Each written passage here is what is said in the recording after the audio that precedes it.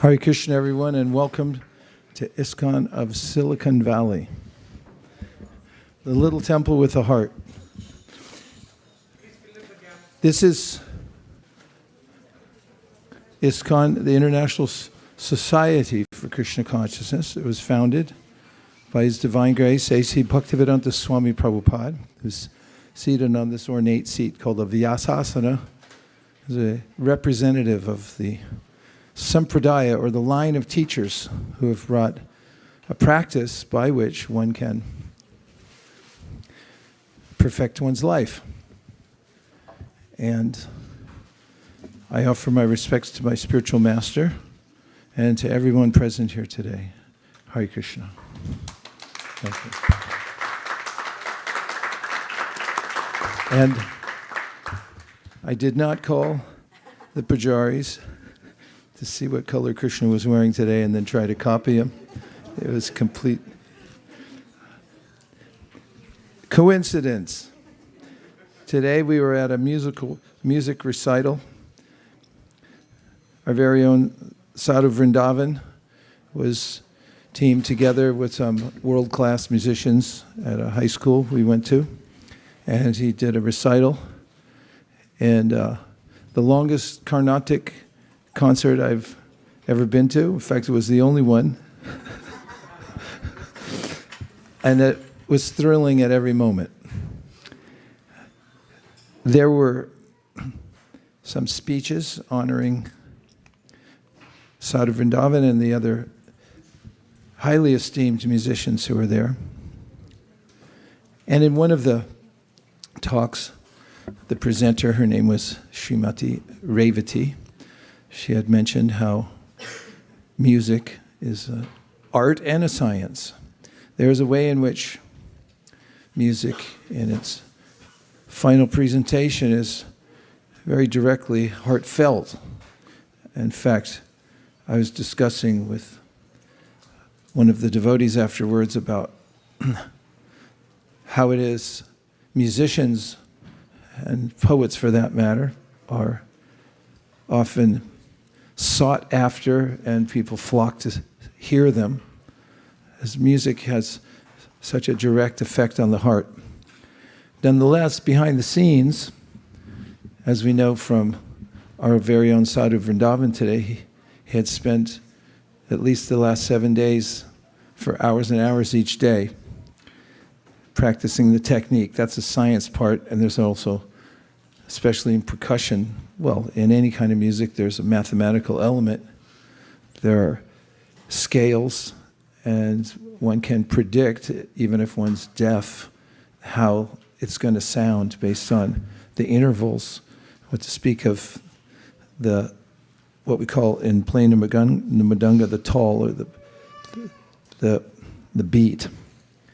And those two things come together. So there's a way in which, throughout the Bhagavad Gita, Krishna talks to Arjuna about the ways in which we have to integrate our lives. There's a science to Krishna consciousness. There's also an art as well. The process of bhakti yoga, as explained by our founder and acharya, is called devotional service. He pointed out to us that he could have just called it devotion, but there's a way in which sometimes people say, well, I'm devoted, but you can test that out on your spouse or significant other. If he or she is away and comes back, and then you said, I have so much devotion for you, but I didn't cook you dinner. Thought about it, but I didn't do it. And I don't know if that's going to do much. So in a similar way, in devotional service, there's a way in which our devotion is active.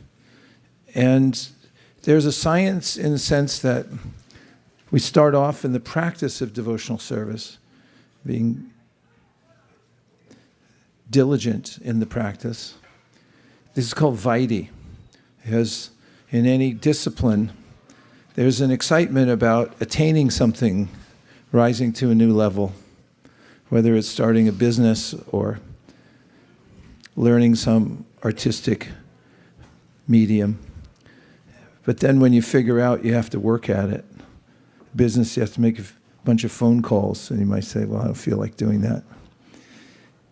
Or in learning a musical instrument, it's likely that you'll have to sit down every day for a set amount of time in order to coordinate what's in your head and your fingers. And it's definitely true with writing. I've had a lot of experience of having written something in my head, but then when I sit down, bringing it out on to the paper or the screen is a different experience altogether. And what to speak of what I think of in my head, it doesn't necessarily come out in my speech. I'm comparing this to the practice of devotional service. We have the prospect, and the prospect is quite exciting to develop ourselves to our full potential. But then there's also the work involved. And in the Bhagavad Gita, Krishna says, Raga dvesha vimuktaistu vishayanindriyaishcharana mavashar vidheyatma prasadam adhigacchati. This is a kind of a paradox in that in order to be free, you have to be more disciplined to start with. Because without that scientific application, showing up for the discipline even when you don't feel like it, there's not likely to be much of a breakthrough. So I was appreciating the musicians today, that they were able to produce something very beautiful. But if you check Sadhu's hands later, I guarantee you there's a lot of blisters. So we can take that to heart in our practice of devotional service, which begins with chanting mantra. It's another topic that came up today at the recital is music and rhythm. So both of their Carnatic music is highly rhythmic, almost in a mathematical sense. As I said before, but it's very intricate compared to, for instance, just a blues beat or some other simple beat like disco. It's just hi-hat for the whole song. Sorry to bring that up, but I had to make comparison. And so there's rhythm, and there's also melody. In a system of classical Indian music called raga. Today, when I was asked to give a short talk, I quoted from Srimad Bhagavatam purport in the 10th canto. It has to do with the rasa dance. And before I mention that, I would say in that chapter, it's said that in the spiritual world, there's music of rhythm which comes from natural sources, one of which is in Vrindavan, the churning of butter. They're daily chores. And when you're churning something, there's likely to be some friction. And so, is this how you churn? I've never done it before, but I'm just imagining there's some kind of circular motion in a churn. Oh, okay, thank you. There's bangles, then there's the friction of whatever the swishing noise is. And the Bhagavatam mentions how the devotees who love Krishna are churning. And because of the sound of their bangles, because of the sound of the churning, there's a natural rhythm that they sing to. And when do they sing? What's in their heart? What's in their heart? They're remembering Krishna. And the Bhagavatam says the three worlds become purified by that sound vibration coming from the village, everyone singing and the natural rhythm that's there. Katha ganam natyam gamanam apivam Shri Priyasaki. And the Sri Brahma Samhita, in which Brahma, the first created being in the universe, boy, this lecture went right up, didn't it? Hope there's no new people here. If there is, I'm going to backtrack and explain everything in a minute. That he says, in the spiritual realm, not only is there variety, but there's beauty.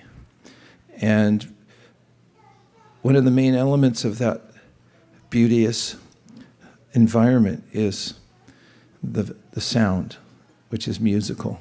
It's melodious and it's rhythmic. Katha ganam natyam gamanam apivam Shri Priyasaki. Katha ganam. So every katha, every word, is a song.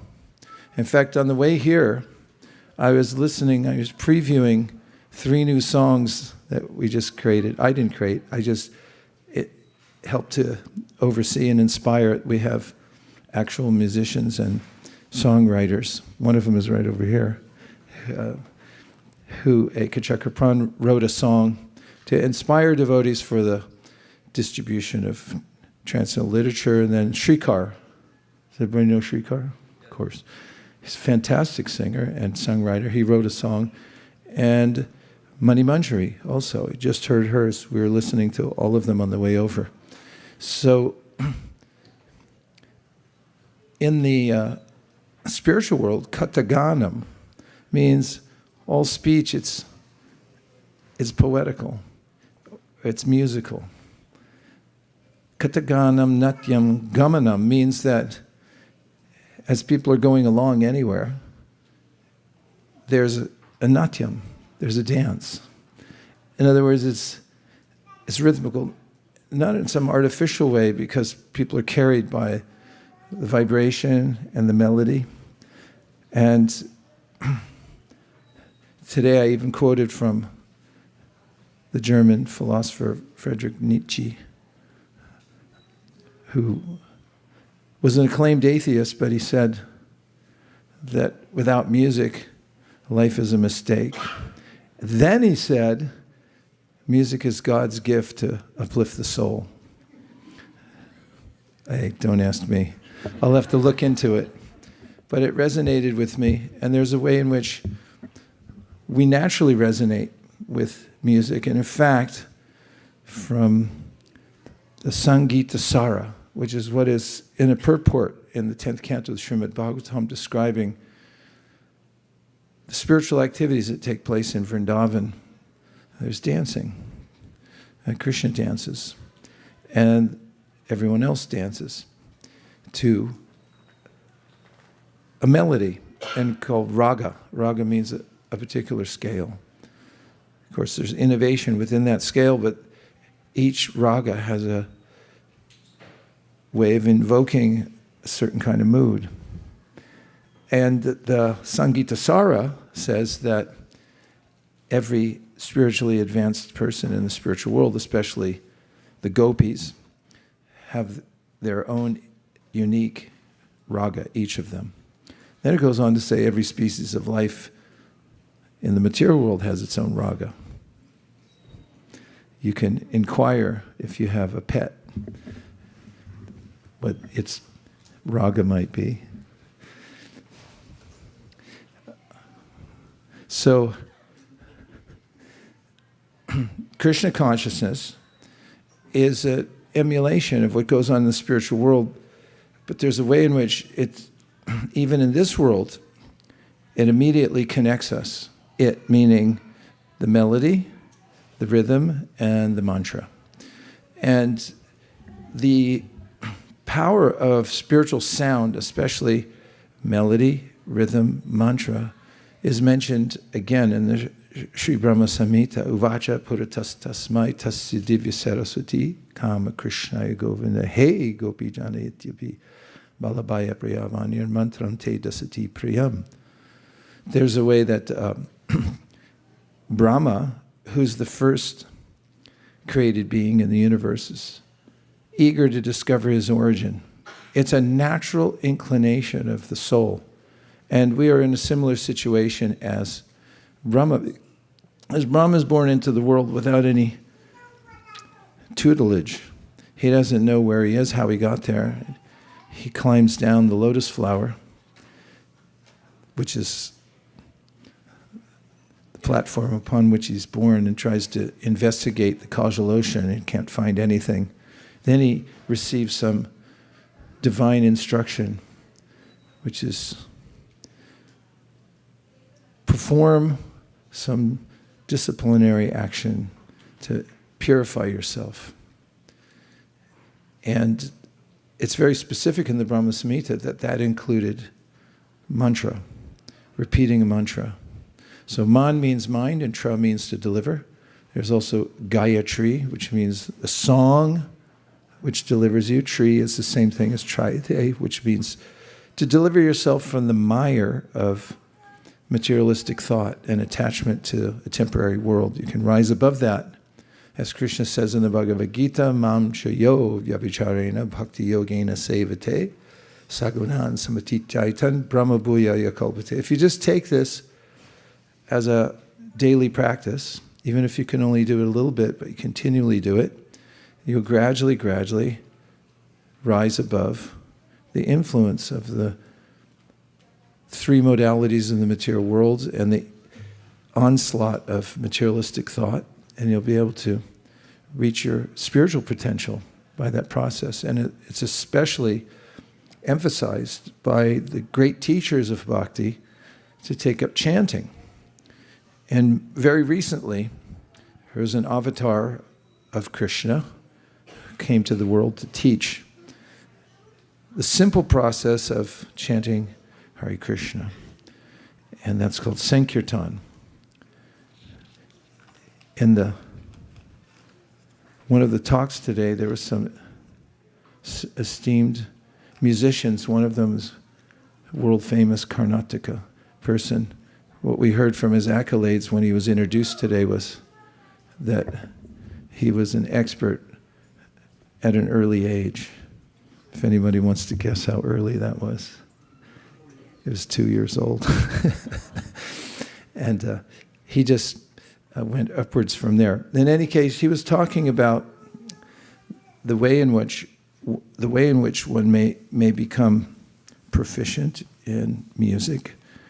And there's a similar culture in learning music in classical Indian music, Carnatic music in particular, which has to do with getting tutelage from a guru, a musical guru, and following a particular sampradaya, because there's always variety in everything. And one of the statements that he made stuck with me. He said, did this famous teacher, learn from one source for a long time, he said. Learn from one source for a long time. Or he said, you may have a confusion in your mind. It becomes like a traffic jam of many different styles in music. So this is something Krishna recommends. He says, evam parampara praptam imam rajarshaya vidu. He indicates that the kind of teaching that he's giving is coming through a line of teachers, or then it's proficiently passed down through masters to disciples, who then become masters and pass it on to their disciples. And also there's a mood in which one should approach a teacher, which one should be submissive and inquisitive and service-oriented.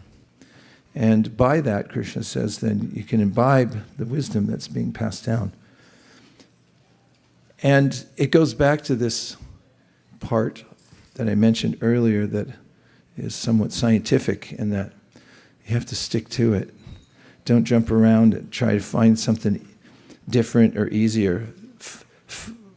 Find a place that you can trust, says the ancient wisdom literature. And then with well-reasoned faith, and faith means, I know if I apply myself properly to this particular discipline, in this particular line, that everything will naturally come.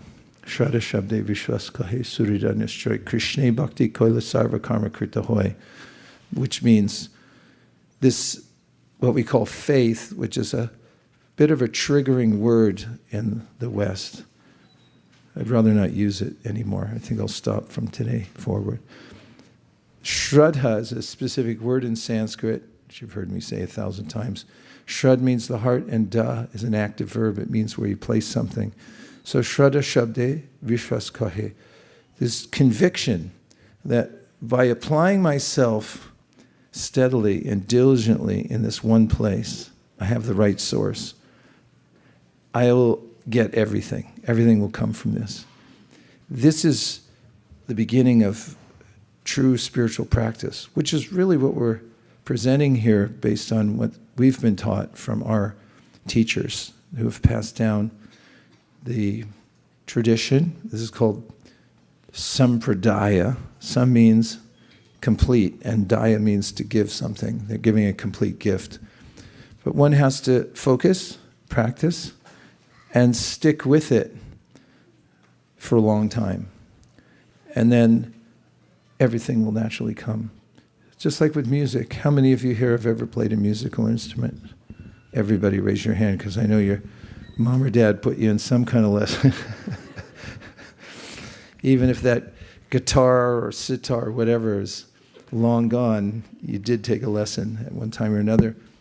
And music teachers all say the same thing, which is, unless you're ready to practice at least a half an hour a day, it's not worth my time or yours. At least any music teacher worth his or her salt.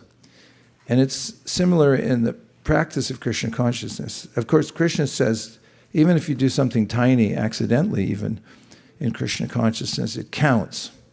But he said, if you want to make progress in your life, which is highly recommended in all of the scriptures, like the Srimad Bhagavatam says, don't waste your life because it's so rare and you have an opportunity to improve yourself spiritually. Stick to it. Find the right place. Find a practice where you've researched it enough to know that if I stick with this, I'll get the result, and do it every day for a set amount of time. Don't vary unless you're knocked off, and then try to come back to where you were, and keep doing it, because then the result you're really looking for will come. Regarding sampradaya, one of the teachers today, one of the musicians, had mentioned, he was talking about the ensemble of musicians, and one of them, who's a noted, I don't know what the instrument called, it looks like a pot, katam. It's a pot-like instrument. It has a variety of surfaces, so you can get a lot of different sounds out of it. It's a katam. And the head musician there, who wasn't playing, but he was a guest of honor. He was actually I forget what he was called. He was the chief guest. And the chief guest had mentioned that the katam player, huh? Gatam. Gatam. It's almost like the sound of the instrument. Gatam. Gatam player, yeah? Like Pankajangari. Gatam. The Gatam player had, as he noted, very thoughtfully cooperated with our Sadhu Vrindavan. Sadhu revealed to us afterwards, he said they played errantly. In other words, they would go off script just to try to throw him off.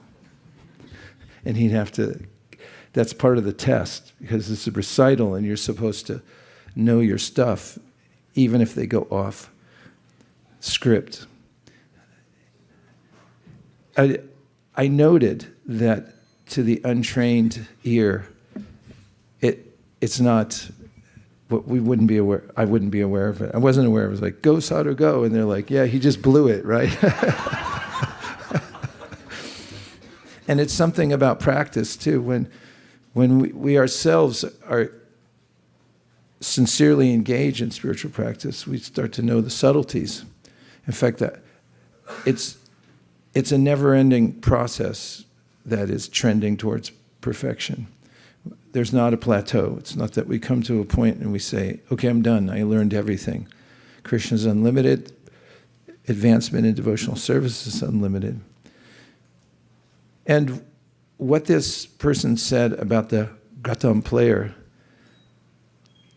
was that he was absorbed in a thought process because it's already there in the parampara.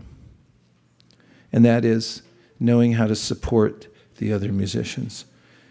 That's the mood of the musical sampradaya that he comes in, and therefore when they were playing on stage, the Ghatam player was playing to support Sadhu, who was there as the very new person amongst these luminaries and taking his test, but the players were doing everything to support him and help him increase.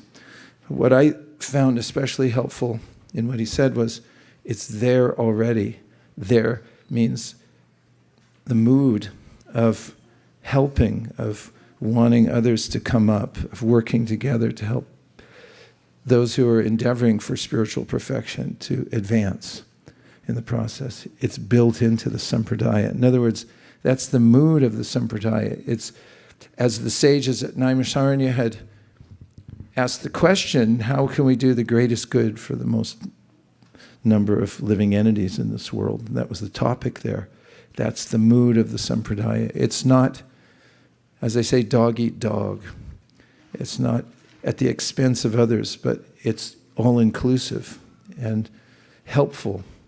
And that's one of the support systems for somebody who wants to advance spiritually, is to have a spiritual family and also be part of a spiritual tradition where there's a hierarchy.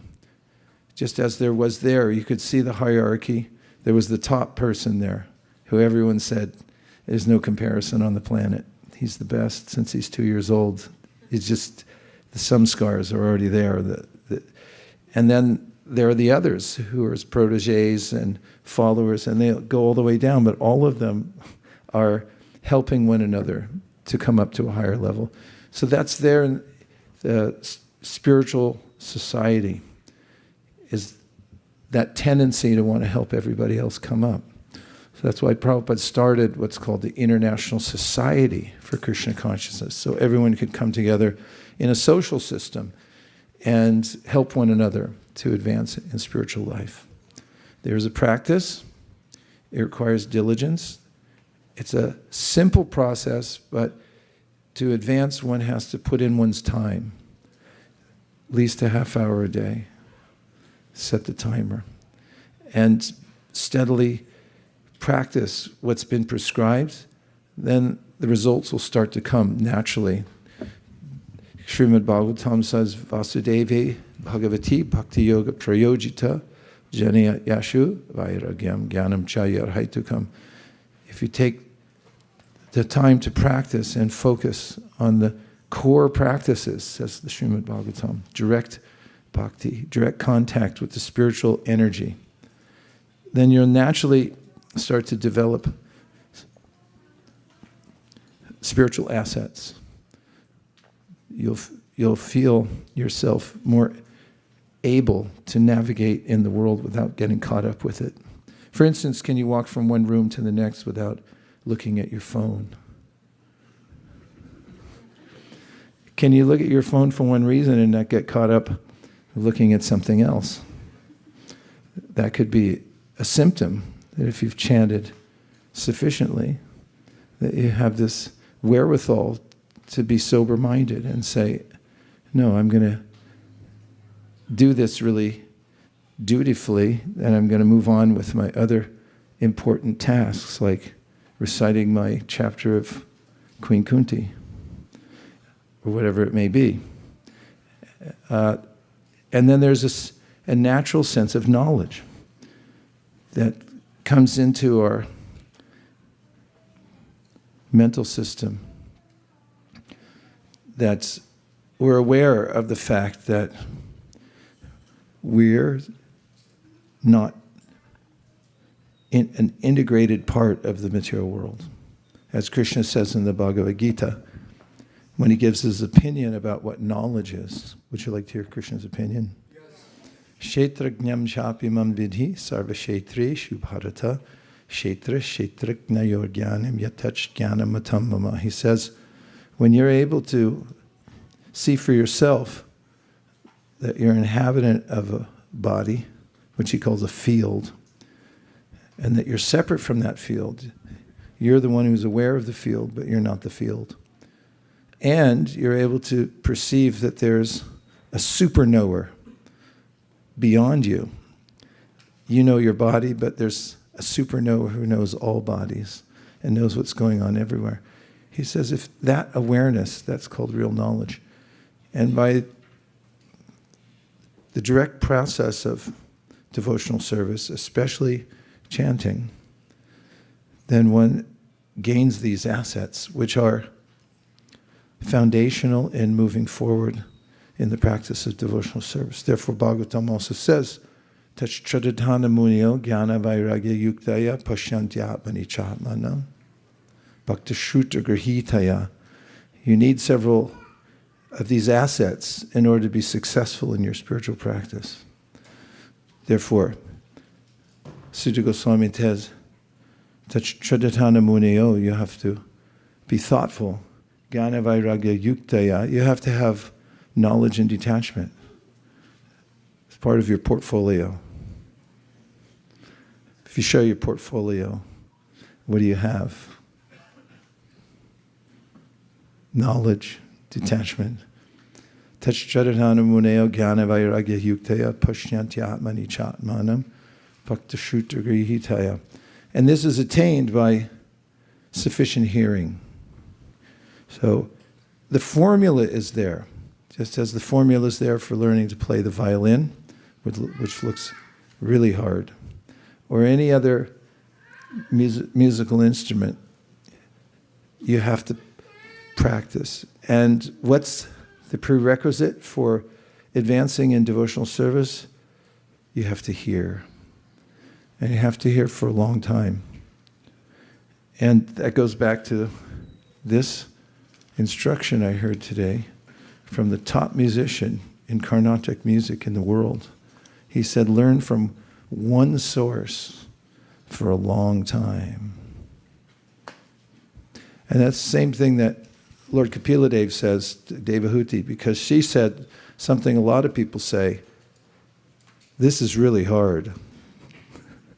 I don't know if I could do it. He said, you can. That's good to know, right? Say yes. So if you have confidence that you can do something, it's just a matter of applying yourself. So it's the way in which he told his mother, who was inquiring from him, which was a great idea because he was God himself, avatar. She said, it seems to me nearly impossible to break free from the mire I'm situated in now, where it seems very much like I'm my body and my mind, and I don't know how to break free from it. So Lord Kapila gave this advice. Hear for a long period of time. Long means what? Long. It means a lot. Be serious. And if you want to learn to play an instrument, you have to take the lesson, and you also have to practice every day. And if you want the real spiritual asset, not something fake, you actually have to apply yourself. So I say this because our founder came and gave a prescription, and it seems hard. And that is chant every day. Someone may say, I'm too busy. So oftentimes people get too busy to do a lot of things, like save money, then they end up broke later on. So I'm too busy to figure out how to save money. Or the man who was chopping away at a tree, and a well-wisher walked by and said, that's a dull axe. Why don't you sharpen it? To which the man snapped back. I don't have time. And he went on chopping with the dull axe. In any case, if we want to improve ourselves, which is what we humans do, right? Yes. Say yes. You got to say it with conviction. Raise your solar plexus. Yes. And if you have that feeling that, yes, I'm going to improve myself, and you find the right sampradaya, or a sampradaya you can trust, and invest yourself in it, and take the prescription that comes down. Stick to it, and keep doing it until you get a little something. Don't go away until you get some, which was a song that we used to sing at Christmas about, I guess it was a part of my family that was from England. It was my step family, I guess. My step grandmother was from England. And they had a song there about figgy pudding. Just terrible stuff. But there was a tradition on Christmas Day, you'd sing a song. I want some figgy pudding. Some figgy pudding. I want some figgy pudding. So bring it right here. I won't go until I get some. I won't go until I get some. I won't go until I get some. So bring it right here. And that's the spiritual practice also. I'm not going to go anywhere until I get something. Just keep trying and keep practicing, as it's all there in the figgy pudding. In fact, there's charms inside the figgy pudding. They put valuable prizes inside, so when they cut the cake, you open it, you win things. That's kind of cool. So same thing when we take to the practice of devotional service. Unbeknownst to us, we may think it's a regular slice of a day, same old figgy pudding that I got yesterday, but some prize may come out. And we can be greatly benefited by this process. We will be greatly benefited. So I was encouraged today watching these consummate musicians, including our own Sadhu Vrindavan, who has grace. His teacher, Akshay Ananda Padmanabham. What a fantastic name. Akshay Ananta Padmanabham said when he saw Sadhu play for the first time down in Chennai, he said, I could see he has grace in his hands. He could play. So we all have grace. That's our nature. We're part of Krishna. Grace is already there. We just have to give our heart and soul to a practice. It's a science, it's an art, and it's the only thing really worth doing. Everything else is for maintenance, and we only need to do as much as we need to do in maintenance. We don't have to overdo that. But we can steadily increase the amount of practice we do in our spiritual life, and from that, everything else will come.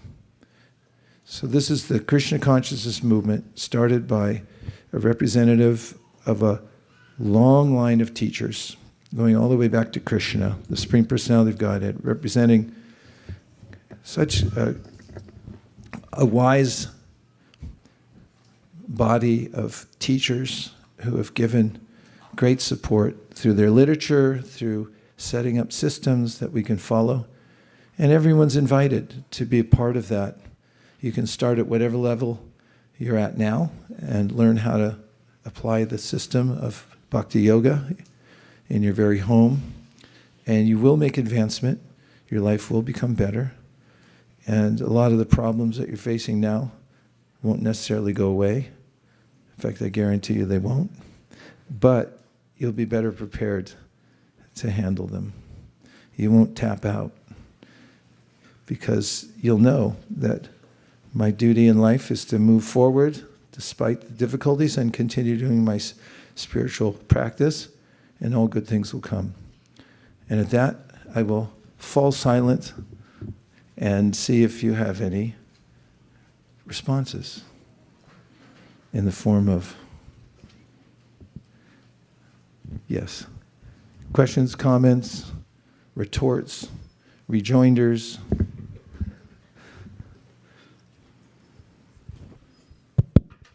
Thank you, Maharaj, for the wonderful talk. I had a question. Somebody asked me this morning, and I would like to hear from you also. If we are, say, chanting in the morning every day, and the mind keeps going somewhere else, and we start finding new things that we are supposed to complete, we always feel that there's a fear that, we cannot do this. It's very hard. The whole process is very hard. How do we continue on the process? I recommend joining a group that chants. We have a group here on Saturday morning that you can be part of from Zoom if you can't drive over here on a Saturday morning by around 6:15 in the morning. You can watch it on Zoom, like Subhadra does. She's in San Diego. She's at the top right there. But she's always there.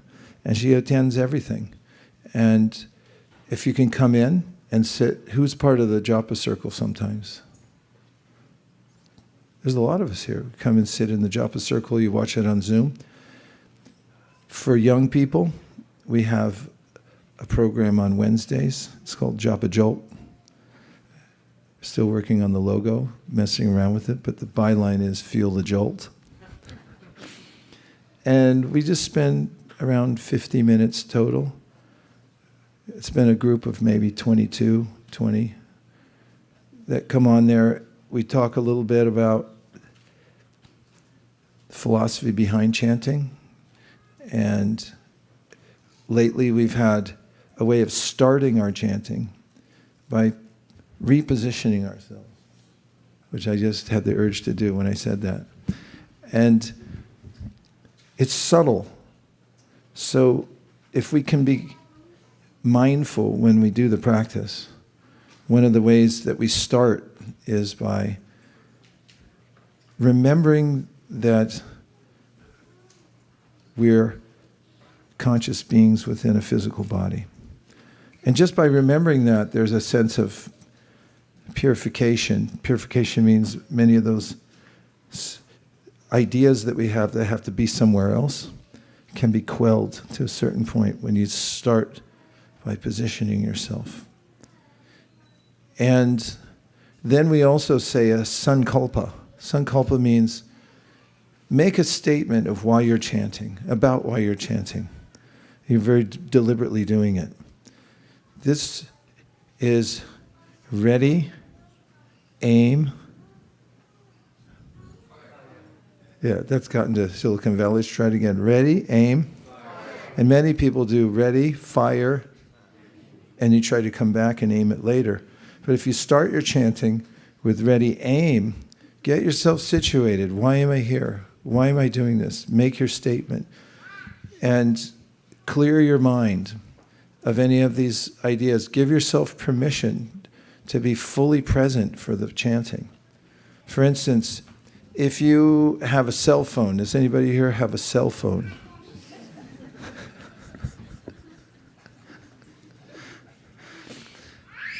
If it's on when you're chanting, and it doesn't matter if it's in Portland, Oregon, or Texas, it's going to call to you. So try turning it off.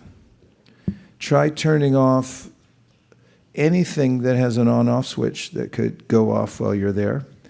And also, I highly recommend getting a little sign that says, do not disturb. I carry them with me wherever I go. So when I'm on the road, sometimes I'll be at an ashram somewhere, people want to talk to me, so I'll put my do not disturb sign on the door. Otherwise, I'll be doing my practice and tap, tap, tap. And if I open the door, hey! You don't want that when you're doing japa. Fortify yourself. That's why people go to ashrams. Some people go sit in a closet so nobody knows where they are. If you're very deliberate about it, get yourself positioned. Start off like that. And plan ahead. Tell everybody in your family, if that's applicable, that I need this time for complete focus. And then start off with the Panchatattva mantra, which goes, Sri Krishna Chaitanya, Prabhu Nityananda, Shivasadi Gaur Bhaktamin.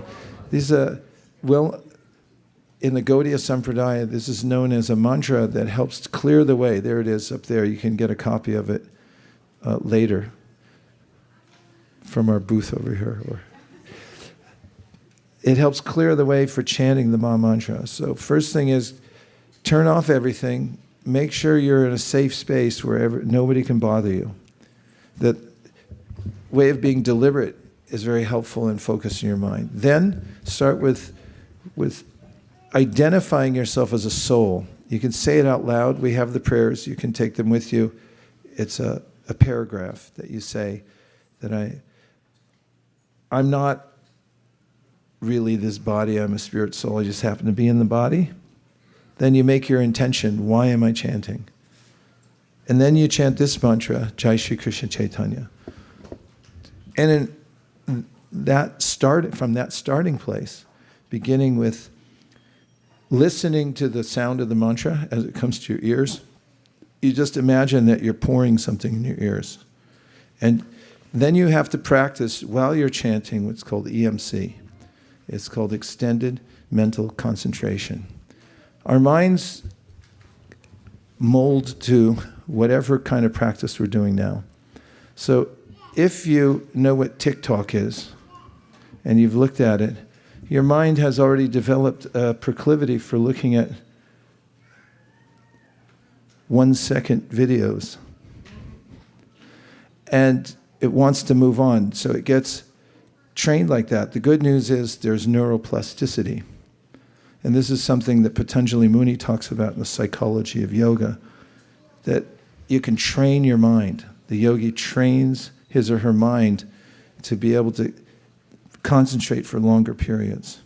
So one of the practices that you can try, or whomever is asking the question can try, is to hear one full mantra of the Hare Krishna mantra.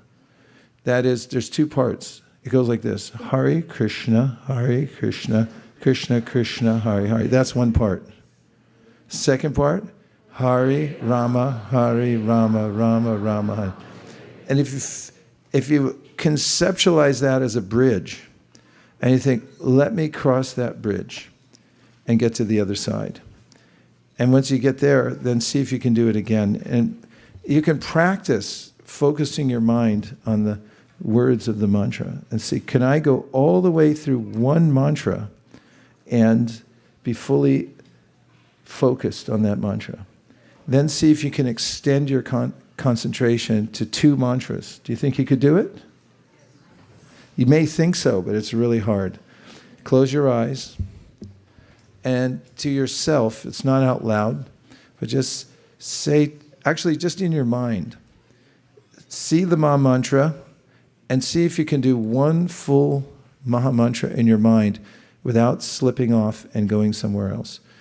Close your eyes, take a deep breath, sit up straight, have an alert mind, and I'll count down from 3, and then try it.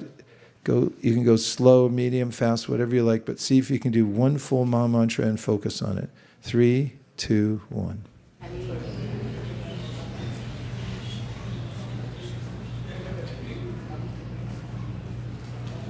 Okay, now try it again, but don't say anything. Keep your lips sealed.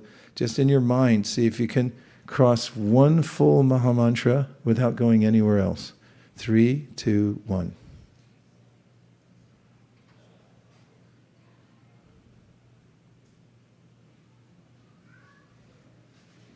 Okay, open your eyes. Open your eyes. Come back.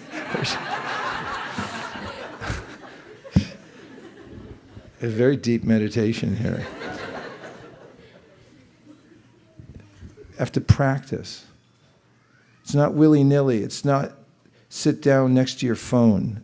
It's not sit and watch television. It's not have other things to do at the same time. Fix the drapery or attend to or eat or anything else. But if you practice this extended mental concentration on the mantra, and if you can do one mantra, then you can muster the courage to do 2. And you'll notice that your mind starts to feel satisfied. So the reason a lot of people are afraid to chant is they think it won't satisfy me. What will satisfy me is the mode of passion, because I'm used to the mode of passion. Mode of passion is TikTok, or IG, or FB, or whatever the social media things, whatever trains your mind, it's in rajas, and it's moving, it's distraction, and your mind gets used to that. There's neuroplasticity, and it gets into that mode, and it wants to keep being stimulated. In fact, I saw a bumper sticker recently that said, seek constant distraction. And that's the mode of passion. I just want to be distracted, because there's an oppression from my own mind saying, you've got so many things to do, you're never going to catch up. And besides that, some of the people you call are going to diss you, you're going to feel terrible about yourself. And there's this looming fear that I can't handle it. And therefore, just like, I'll disappear into the oblivion of distraction. So this is the opposite. It's a practice. You have to start off with the intention and the understanding. The intention is, I'm going to be fully present, and I'm going to practice heavy lifting, extended mental concentration, and I'm going to be there for the holy name and keep getting back on the bridge. Even though I'm going to fall off, I'm going to keep practicing. Then the mind starts to rise into a higher mode, and it seeks that sense of satisfaction. It starts to get into sattva gun. And then you just want to be there. You don't want to be in distraction. When you see distraction, you feel, ooh, I don't want that. I know that the end result is more anxiety. And as we're chanting more in the mode of goodness and focusing the mind, then we're going to start feeling the effect of the transcendental nature of the name of Krishna. And that's when we really get traction. So we have to get beyond the stage of chanting where we're doing it as a perfunctory activity. Perfunctory means I'm just doing it to do it, just to finish it. It has to be fully focused. And that's why the teaching is there from Bhaktivinoda Thakur, that you have to be attentive. Otherwise, all the other wheels that can come off from your chanting will come off if you're not attentive. And then there's a way that you go to the ocean, you look inside, I didn't see anything, there's nothing there. It's because you didn't take the right tools to look down into the ocean to be able to see what's really there. So there's an ocean full of jewels that we can access, but we have to be real yogis. Japa is hard, but it's not so hard that we can't do it. And the benefit is that it's hard in the beginning, but then it becomes more and more pleasurable. And then we want to do it more and more. And we want to stay in that state of extended mental concentration, and we start to feel the light that comes from the holy name. And all the benefits flow into our life from there. A follow-up question? Okay. How do we take care of impostor syndrome in this case, when we see others are doing better than us and I can never make this? Don't just go to any yoga class anywhere and the teacher will tell you, don't compare yourself to others. Imposter syndrome, I forgot what it means. That I'm not good enough or something like that? Yeah, this is, yes? Always an outsider even though I'm doing this?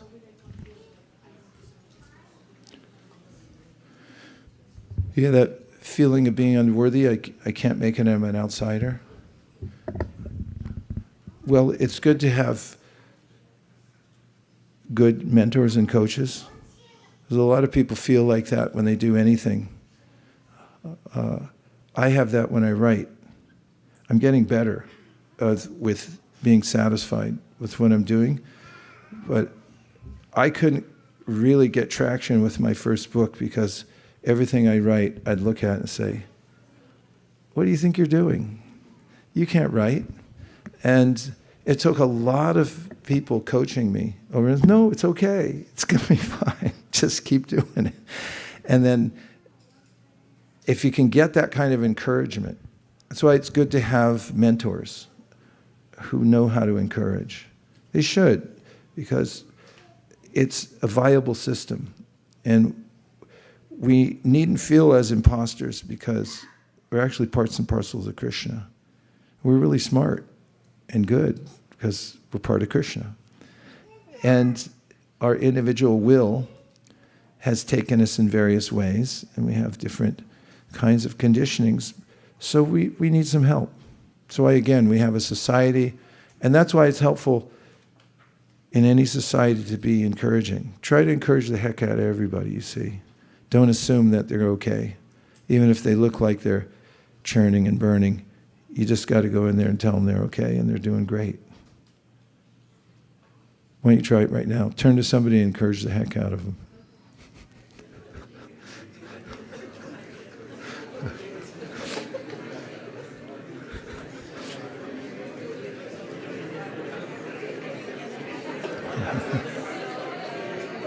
Tell her.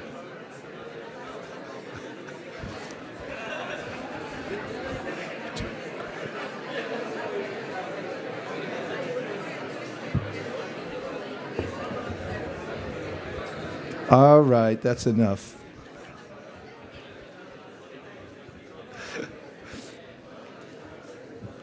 This is encourage the heck out of everybody week. From today till next Sunday, you don't have to be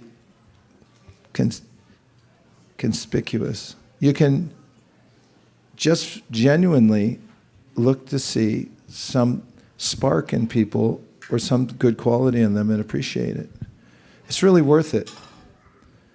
And so if you have imposter syndrome, try to find yourself a well-wisher. You can pray for one. Krishna, please send me a well-wisher who can encourage me always. I've found a bunch of them. And it always helps me when my imposter syndrome comes up. Just give a call and say, hey, by the way, what do you think of me anyway?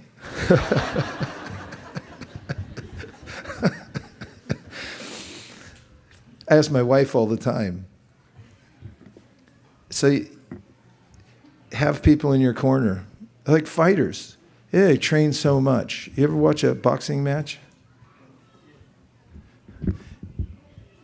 Top boxers, they'll go to their corner when the bell rings. They have rounds. I won't go into the whole thing, but they go into their corner and they have people in there, and sometimes you can listen to them if the fight is, recorded. They'll say, yeah, you could do this. Come on, there's only 2 more rounds. And it could be a world champions win every fight. But still, they need somebody in their corner. That's why there's a saying in America, maybe in other countries too. It comes from boxing. It says, I'm in your corner. That's where it comes as a boxing analogy. You go out there and you're getting hit from every direction. Even though you trained for it, it's still, you feel, can I take this anymore? Can I really handle this? So you have to have somebody in your corner who's just the best type of person and knows how to encourage you and say, come on, you're the champ. You get back out there. And somebody can tell you, come on, you're part and parcel of Krishna. You're a devotee. You're great. Keep going for it. You're going to be able to do this. That's what prachodayat means. When you chant the Gayatri mantras, Hare Krishna Kent. When you chant the Gayatri mantras, there's a word, prachodayat, which means that the Lord's trying to encourage us. He's the encourager and chief. All of the mantras that end in prachodayat are saying that, yeah, the Lord's trying to give you as much encouragement as possible from every direction. There's mentors popping up, people who come to you that will say, I can help. And he gives so many encouraging instructions. For instance, in the Bhagavad Gita, Nirkula and I were trying to figure something out last night.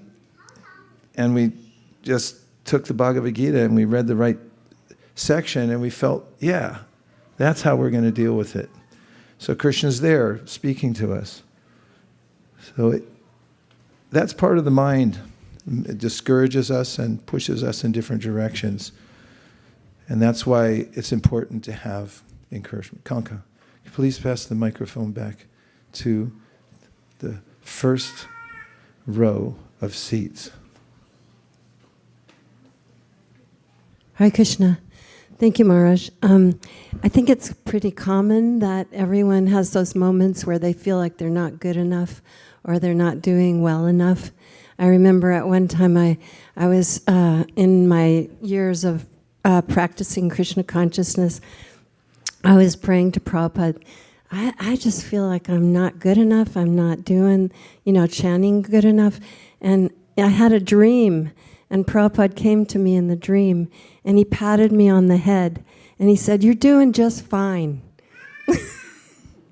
So I think it's important to pray to your Gurudev and ask for that help. And also, I think it's normal to feel that kind of humility where we're not, but at the same time to remind ourselves, like, chant sincerely with love and concentrate on the heart.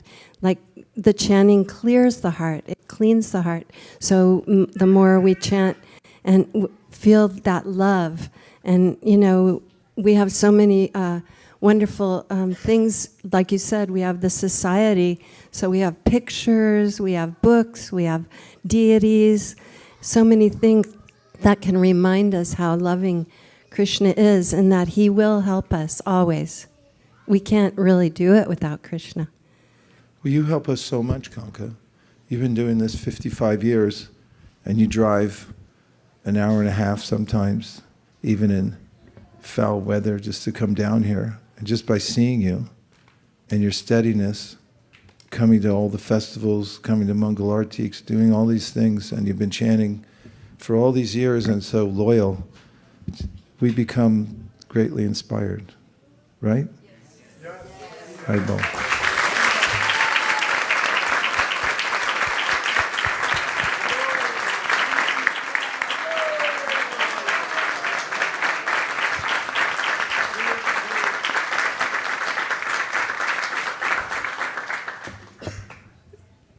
Is Malini here? Am I supposed to do something now? I am, right now? I got a note. It didn't say anything about it. I'm not sure what I'm supposed to do. Nothing right now. Yeah, oh, there you are. What? No, what do you want me to do? Nothing till later? You sure? Okay. Yes? Yes, Prabhu.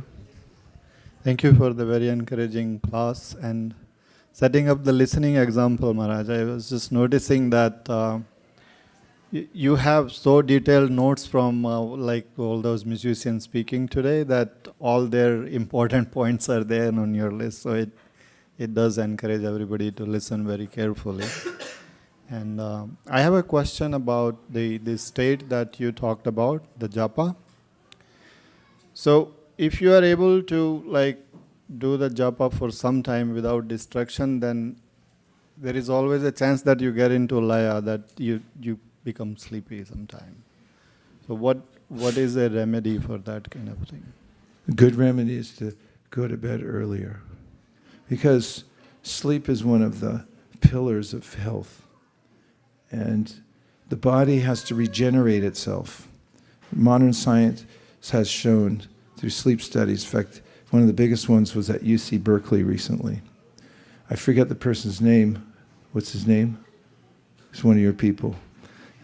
He goes to UC Berkeley. And he wrote a book about sleep. And the brain needs sleep. And there's cycles. The body is part of the material nature. So you have to know how material nature works, and you can't contradict it. Of course, if you rise to a very high level, and there may be an opportunity to cheat sleep, but if you try to cheat sleep before you're actually in a very high transcendental position, which is extremely rare, then it will cheat you right back again. So respect it. Don't think that you can mess around with sleep. Best if it's as regular as possible. It's sometimes hard for preachers and students because sometimes there's demands, but as much as possible, try to get the sleep you need, because then when you chant, your brain is much more likely to be able to stay focused, because it's a lens and it's got a mechanical aspect to it, and sleep can help that. And if you get sleepy, you can also stand up if you're not standing up. Make sure you have enough oxygen too. That's why I always, wherever I go, I'm always on I have an oxygen meter built into me. And I could just perceive in a room there's not enough oxygen. I say get a cross ventilation going. If you have cross ventilation going in your room and you have more oxygen, you're much less likely to fall asleep. And also, if you don't eat at night or eat very lightly at night, like I gave this advice recently, on Janmashtami, we fast all day. And then I remember as a kid, I used to, after Janmashtami, we just eat everything at midnight. No, after midnight, because the fast is over, right? And then it was torture getting up the next morning. And then I started to realize that if I didn't eat anything after Janmashtami, just take a little water, maybe some electrolyte, nothing in my stomach, then I didn't even feel like there was no difficulty at all. And also not eating, at least give 3 hours before you go to sleep. So there's nothing digesting in your stomach. I mean, these may sound like drastic moves because maybe you're used to having a late supper or something like that. And it's not absolute. Everyone's got a different constitution. But there's some general things. And Prabhupada said them too. He said, don't eat at night. Practice yoga like this. So these are commonsensical, but they're really important. We can't overlook them and think that I'm already on a very high spiritual platform, therefore I shouldn't be sleeping. A lot of it's because you didn't get enough rest. So that makes a big difference. But one thing is, sometimes we sleep because the mind is just not interested. Because just imagine if you were sitting chanting and then you started to doze and then someone came in and handed you a note that you just won the lottery. You'd be like, how much? What are you talking about? Who said I won the lottery? You'd be immediately awake. Because that's also a way that the brain tricks us. Now I'm getting another note, so my orders are going to change here. I can tell you my fortune is changing now, I can tell.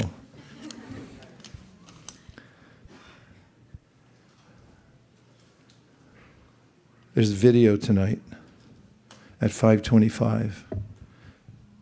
So make sure you're there. 5:25. It's a brand new video. We have actually 3 new music videos. And one of them we're going to show you tonight, and the other ones are upcoming. So try to be here at 5:25, or you're really, really going to regret it later. Let's try a group chanting. What do you think? Okay. We'll do that, Prabhupada.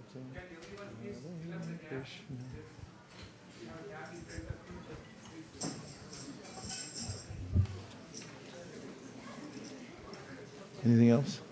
Okay. Nama Om Vishnupadaya Krishna Preshtaya Bhutale Sri Bhaktivedanta Swami Nityananda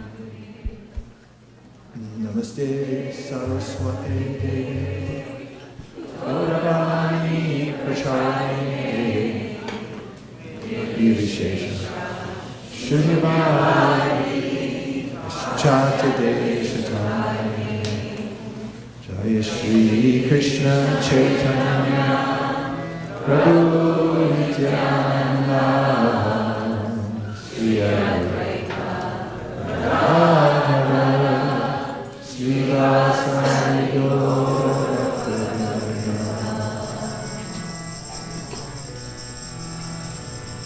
We'll sing the Maha Mantra call and response, and this is a very special tune.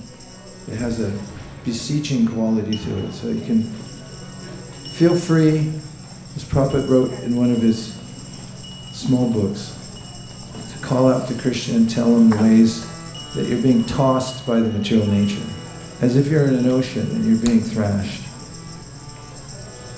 And just reveal your heart to Krishna. He's your friend. And one of the ways of chanting is very open-hearted mode, calling out Krishna. I'm your servant. I'm being tossed by the ocean of material nature. I just want your shelter. Hare Krishna, Hare Krishna, Krishna Krishna, Hare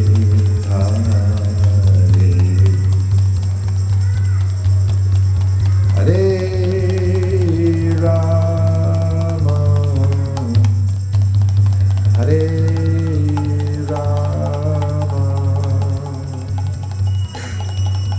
Rama Rama, Hare Hare.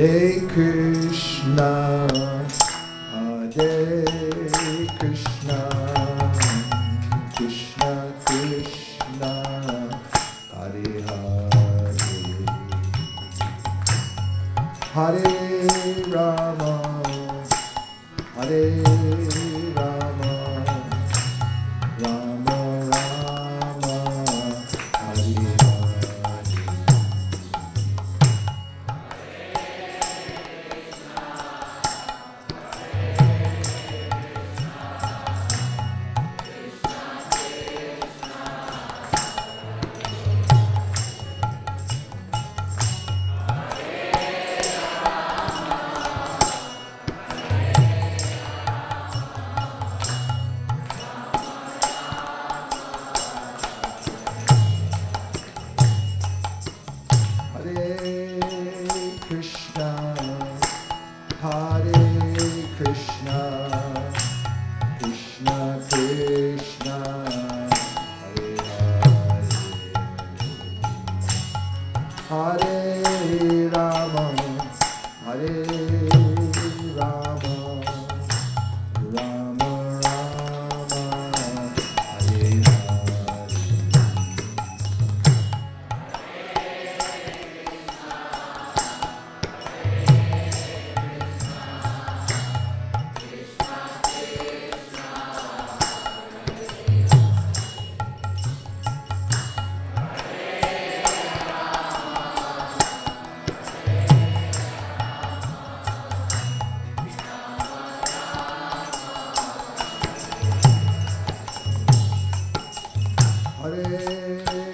Krishna, Hare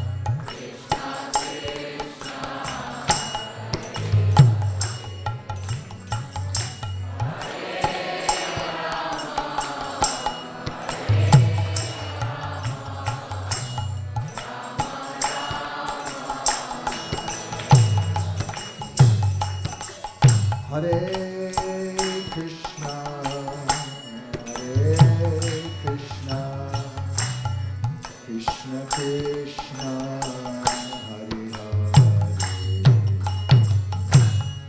Hare, Hare Rama, Hare Rama, Rama Rama,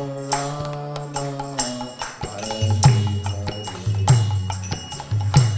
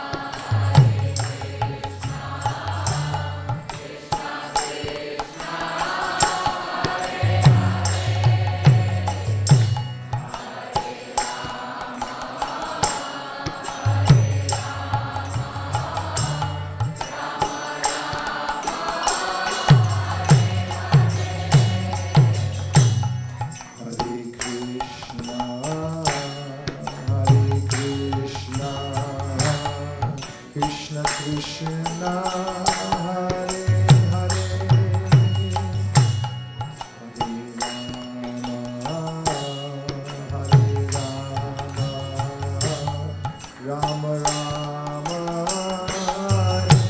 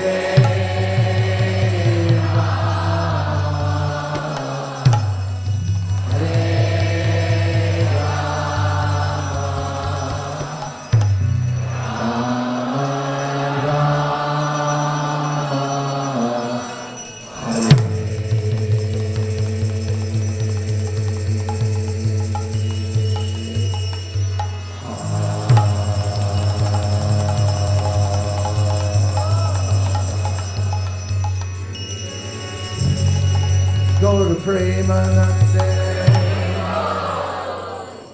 Now we have the world famous Hare Krishna dance party. Feel free to let loose. You raise your hands in the air. All the birds of anxiety, along with your credit cards, keys, cell phones, all go flying out. We'll collect them, put them in a big basket for you. Just line up, we'll put away the asanas, and we'll stand in front of the deities and feel free to sway, to dance, and to sing to your heart's content. Thank you very much, everybody. And don't forget, we have a special video coming up at 5:25. We're counting down the minutes. Thank you. Okay, seats away, and we'll be right back in 72 seconds to start the Hare Krishna dance party.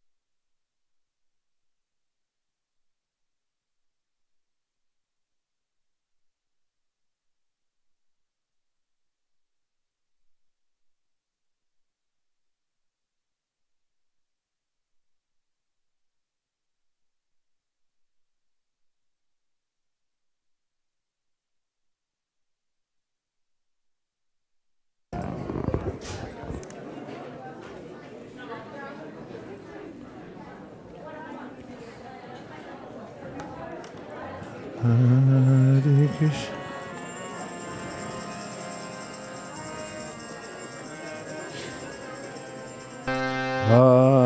Hare Krishna, Hare Krishna, Krishna Krishna, Hare Hare, Hare Rama, Hare Rama, Rama Rama, Hare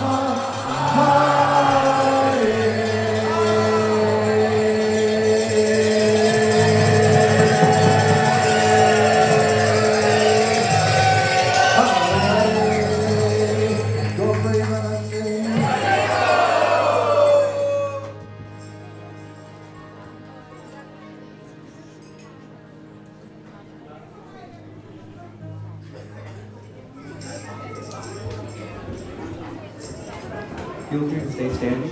You can offer obeisances. Jayam Vishnupad Paramahamsa Parivrajikacharya Ashtottara Shata Shri Srimad His Divine Grace Srila Bhakti Vedanta Swami Srila Prabhupada Ki. Jayam Vishnupad Paramahamsa Parivrajikacharya Ashtottara Shata Shri Srimad His Divine Grace Srila Bhakti Siddhanta Saraswati Thakur Ki. Ananta Koti Vaishnava Vrinda Ki. Namacharya Srila Haridas Thakur Ki. Prem se kaho Shri Krishna Chaitanya Prabhu Nityananda Shri Advaita Gadadhar Shivasadi Gaura Bhakta Vrinda Ki. Shri Shri Radha Krishna Gopa Gopinath Shamakun Radhakun Giri Govardhan Ki. Shri Vrindavan Dham Ki. Shri Jagannathpuri Dham Ki. Shri Navadvip Mayapur Dham Ki. Ganga Mai Jamuna Mai Ki. Bhakti Devi Tulsi Maharani Ki. Samaveta Bhakta Vrinda Ki. All glories to the assembled devotees. All glories to the assembled devotees. All glories to the assembled devotees. All glories to Shri Shri Guru and Gauranga.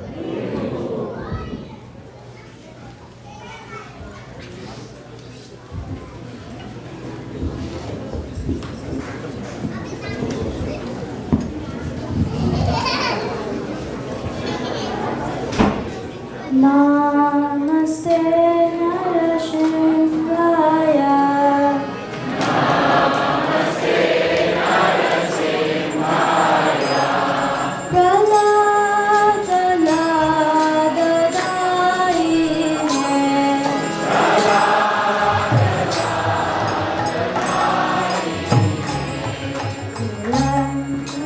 Kashi Purvaksaha.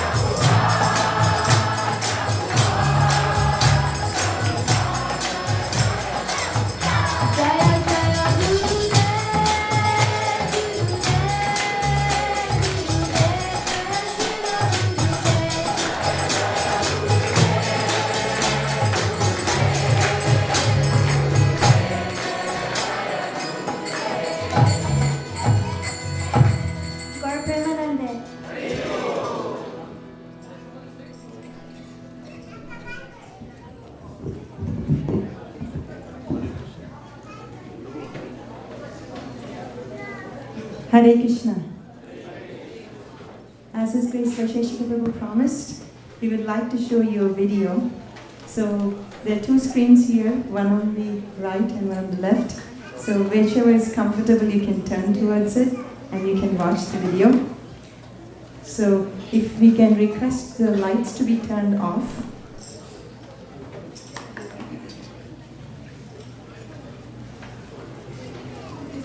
Okay.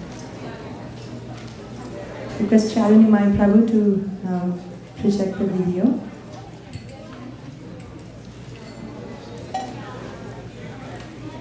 Hare Krishna, Krishna Krishna, Hare Hare, Hare Rama,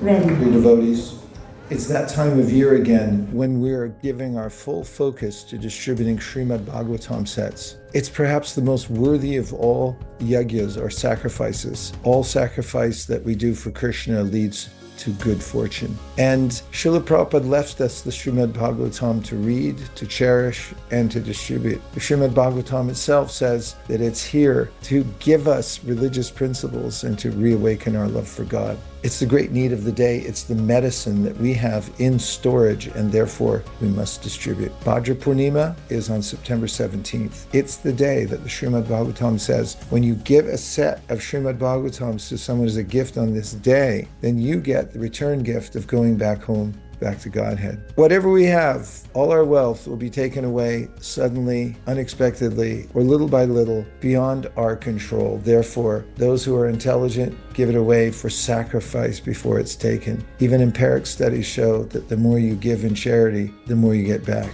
Yeah, that's a thing. So what we're doing is making sure Srimad Bhagavatam goes all over the world. Our goal is to incrementally increase the number of Bhagavatam sets that we distribute until we get to 2026, where we're going to have a baseline of 100,000 sets distributed worldwide. This year, we have a huge goal at ISKCON of Silicon Valley, and we're inviting everyone to participate by giving their hard-earned money to sponsor sets of Srimad Bhagavatam to be distributed to others, or you can take the set and drop it off to a friend or to an institution. Let me tell you about a few of the pipelines that we have open and active where these sets of Srimad Bhagavatams are going out. One of them is to villages in India. Villages are the mainstay of India. They're where people practice Sanatana Dharma. However, these places are being corrupted. They're being meddled with by people from other places who come in and try to dissuade people from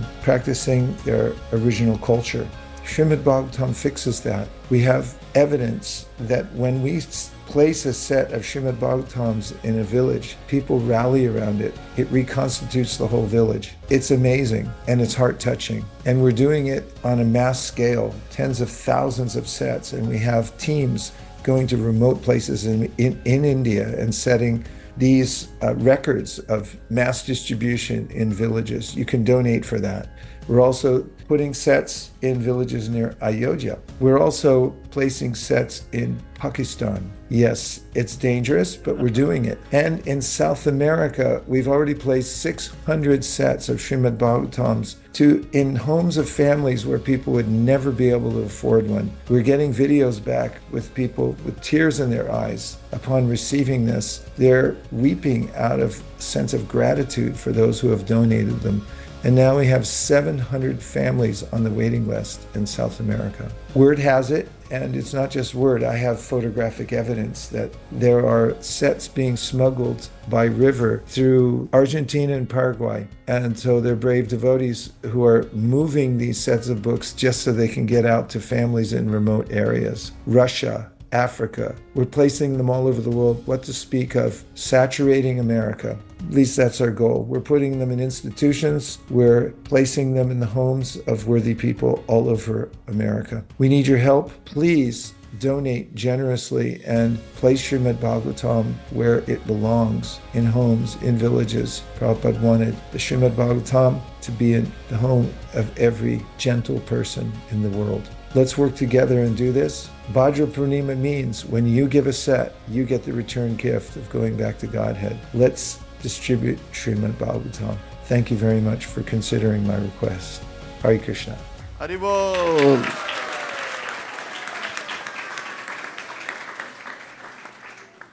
Wow, that was beautiful. And we also have a song that was specifically prepared for this Bhadra Purnima. And this is done by a devotee named Shrikar Prabhu. And if we can play that song and the lights can be turned off again, Prabhu. Thank you very much.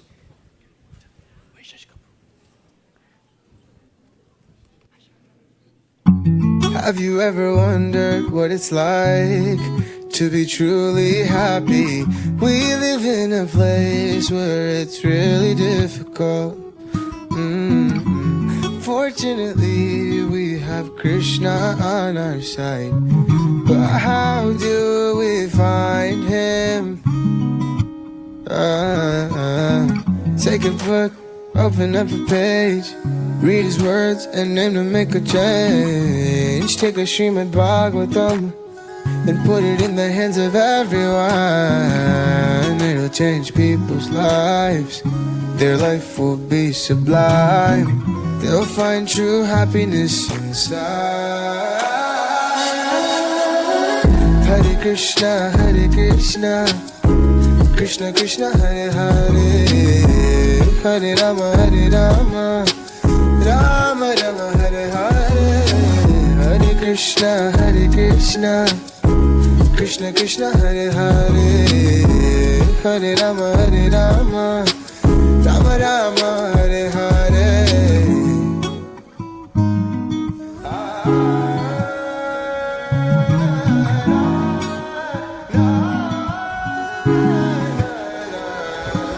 Yo, for all the seekers, scholars and the wise, Srimad Bhagavatam is the truth in disguise. From Sukadev's lips, pure nectar's poured out. For liberated souls, that's what life's all about. Beyond religion with no material ties, Krishna's pastimes are nectarian highs.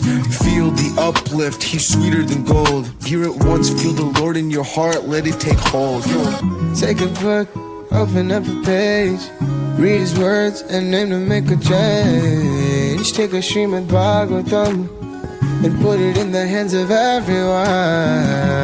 It'll change people's lives. Their life will be sublime. They'll find true happiness inside. Hare Krishna, Hare Krishna, Krishna Krishna, Hare Hare, Hare Rama, Hare Rama, Rama Rama, Hare Hare.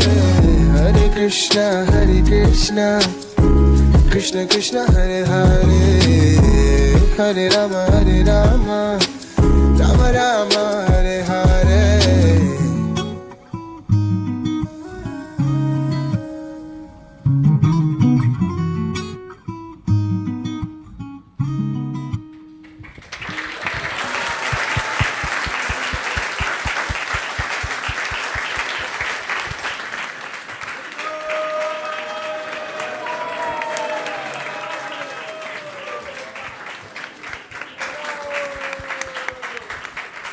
If you saw the video, some of the pictures where Bhagavatams were placed were taken from Weekend Warriors, our group of ISV devotees. Give a big round of applause to all those who have actually contributed.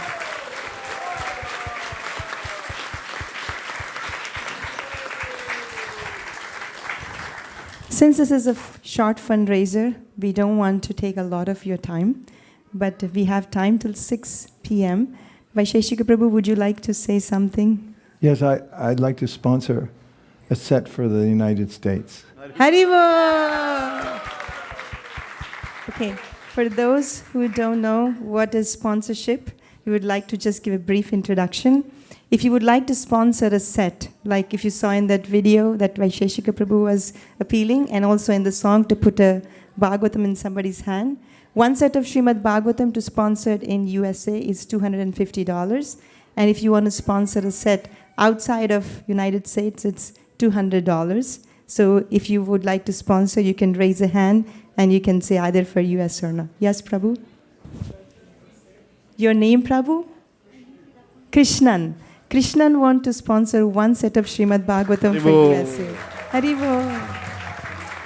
One thing, when anybody sponsors anything, you can help. Right after they announce their name, you can put your hands up and say Haribo really loud. It works really well. Try it. Okay. Prabhu, your name? Piyush. How many sets, Prabhu? 2 sets for USA? India. India. 2 sets for Haribo. USA. Haribo. And if you're watching online, sorry we didn't tell you, but if you're watching online and either on Zoom, YouTube, everywhere, you can text 408-515-5292. The number again is 408-515-5292, and the number is also on the screen. Hare Krishna. Hare Krishna. Last 2 months ago, I went to Mayapur and from our Sankirtan team. So we got we did a special yajna for Vaisesika Prabhu and Nirkula Mataji and also our Sankirtan team. So the head pujari of Mayapur gave the dress of the Lord, the suit of Lord Narsinghadev.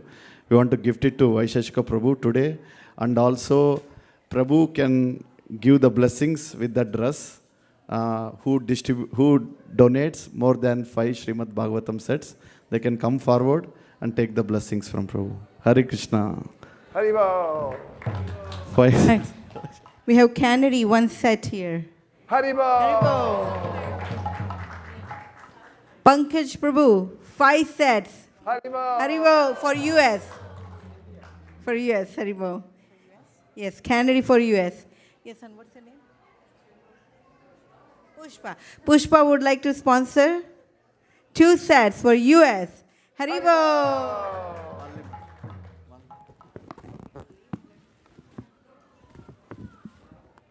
Okay.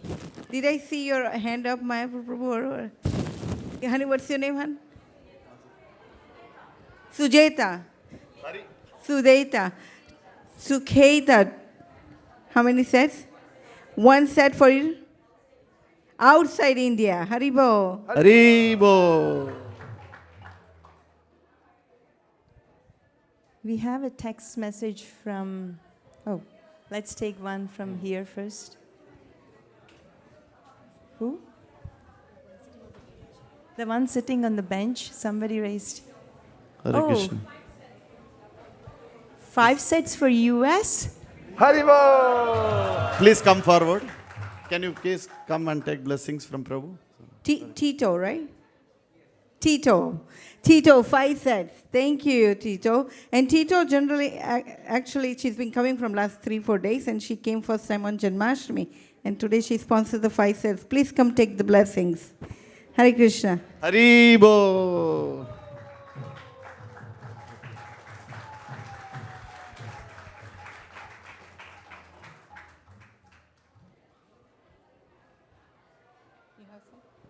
Okay. Yeah, Pankaj did. In the meanwhile, there are some came online. Shashi Shekhar Prabhu wants to sponsor 1 set on behalf of Ramachandra for Avyug's birthday for India. Haribo. Haribo.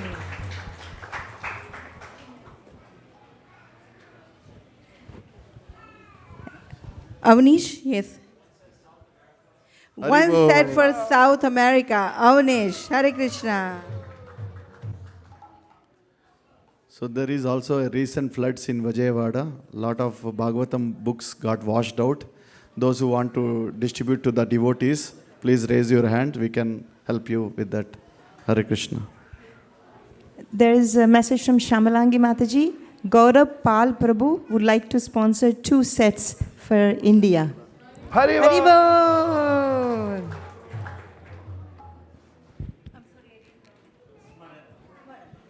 Smaran would like to sponsor 1 set for India. Haribo.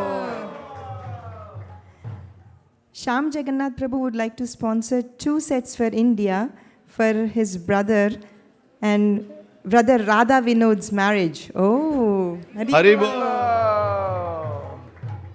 We wish you all the best, Radha Vinod Prabhu. Prabhu, please come forward. Take the blessings. Yes, Naveen Krishna Prabhu. One set for two sets for India. Haribo, please come forward. Haribo. Naveen Krishna Prabhu, 2 sets for India. Haribo. Sita Rani and Ramapriya Prabhu, 2 sets for India. Haribo. We have Chitra Mataji, 10 sets for India. Please come take blessings from Vaisesika Prabhu. Haribo. Hare Krishna. Yes, Mataji. Yes. Sonia and Rohan, 1 set for India. Please come forward. Haribo. Oh.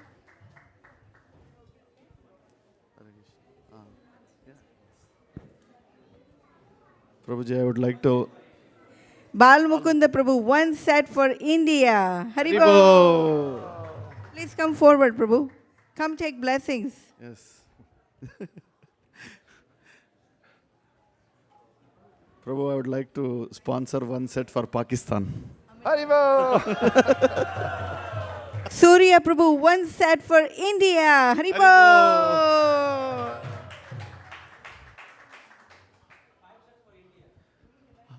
5 Bhagavatam sets for India. Haribo. Sujit Prabhu, 5 sets for India. Haribo. Haribo. Narsingdev Bhagavan ki jai. Anant Nitai Prabhu and Kanay Thakur. Thakur Kanay. 1 set from Thakur Kanay from USA. Come on, Thakur. Thakur, you can walk towards here. Haribo. Oh. Yes, Prabhu. Yes, Premnam Prabhu. 300 sets for South America. Haribo.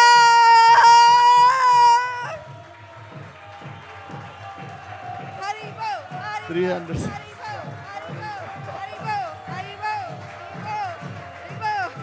Haribo. Haribo.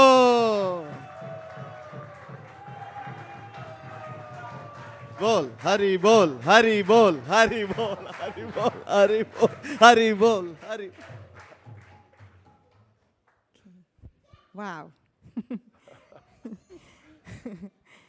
The next is actually from Sundarananda Prabhu.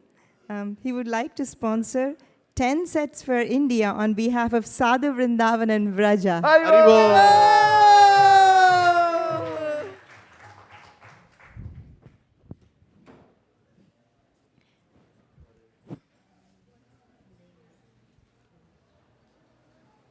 Rosin, 1 set for India. Haribo. For US. Haribo.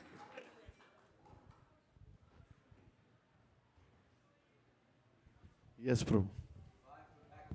Haribo.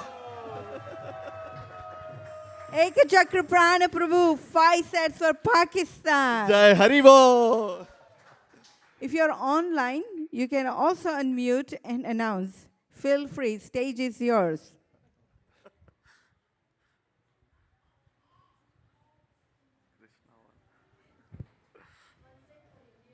Remuna would like to sponsor 1 set for India. Haribo. Come forward. Jai. Haribo. It's for Mataji's brother, who is getting initiated tomorrow by Radhanath Swami Maharaj. Hare Krishna. Haribo. What a blessing.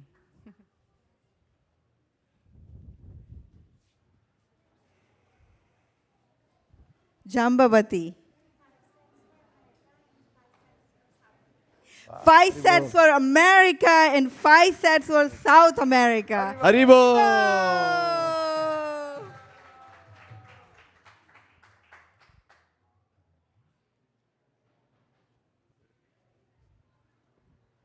Yes, Sudevi.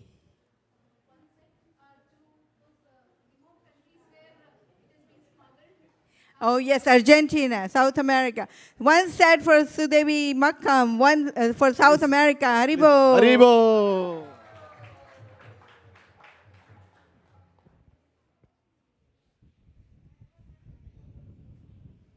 If you're watching online, you can also text 408-515-5292. Venkatesh Prabhu's son.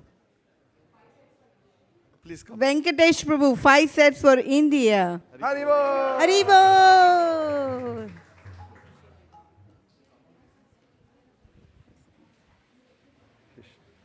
And Shweta Mataji in the back, sister-in-law of Radhakripa Prabhu and Pankaj Prabhu.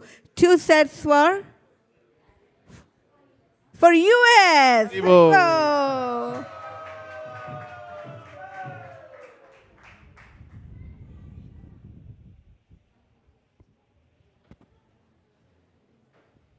Bhagwati Mataji. Haribo. Bhagwati Mataji, 2 sets for India. Haribo.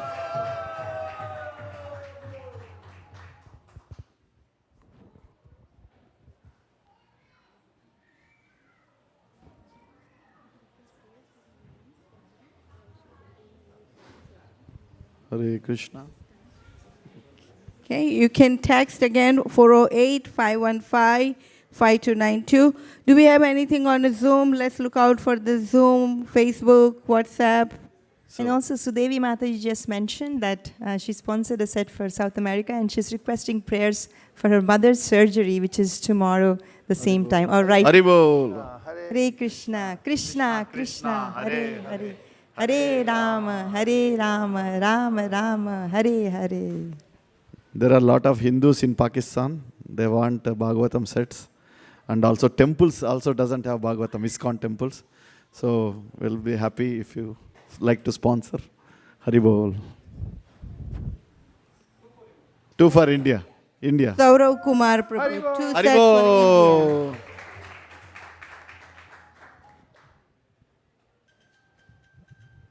Two set for Sukhada Gauranga Prabhu for Prema Kishori's mother and family. Haribo.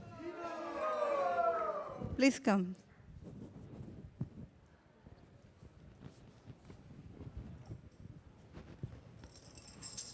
We just have 5 more minutes, so we just want to, if you're thinking... There's only a couple more opportunities. I'll count down from 10 to stop the countdown. You just have to raise your hand. Krishna 10, Krishna 9, Krishna 8, Krishna 7, Krishna 6, Krishna 5, Krishna 4, Krishna 3, Krishna 2, Krishna 1, Krishna point 5. A few years ago, during our campaign, first campaign for Gram Vidyadan, Gandharvika Mataji sponsored, I think she sponsored about 50 sets to India. In her memory, I would like to sponsor 10 sets for USA. Haribo! If Sundaram Prabhu is here, he can get blessings. Priya? No, I think she should get it. Where is Krishna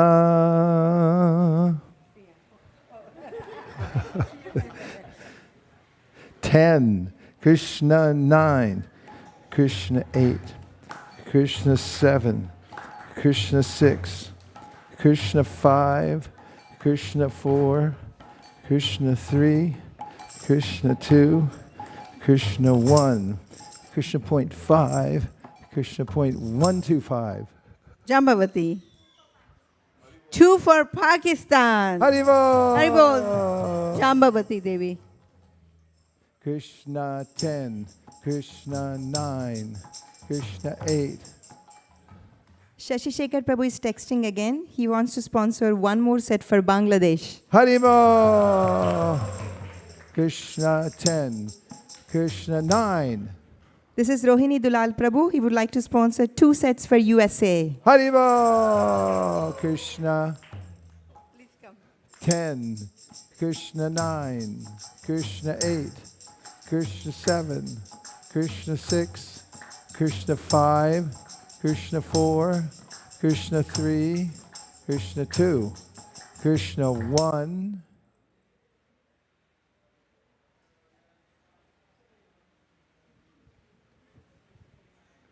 Where is Radhakripa Prabhu? Krishna. He's hiding. Radhakripa Prabhu. Point 5. Krishna point. This is Radhakripa Prabhu. He's sponsoring 2 sets for India on behalf of his late mother, Srimati Shanti Devi Dasi. Haribo! Krishna 10, Krishna 9, Krishna 8, Krishna 7, Krishna 6, Krishna 5, Krishna 4, Krishna 3, Krishna 2, Krishna 1. 1 set for Pakistan. Krishna 10, Krishna 9, Krishna 8, Krishna 7, Krishna 6, Krishna 5, Krishna 4, Krishna 3, Krishna 2, Krishna 1. 1 for South America. Krishna 10, Krishna 9, Krishna 8, Krishna 7, Krishna 6, Krishna 5, Krishna 4, Krishna 3, Krishna 2, Krishna 1. 1 for India. Krishna 10, Krishna 9. Radhakripa Prabhu wants to sponsor 2 sets to India on behalf of his father. Haribo! Krishna 10, Krishna 9, Krishna 8, Krishna 7, Krishna 6, Krishna 5, Krishna 4, Krishna 3, Krishna 2, Krishna 1.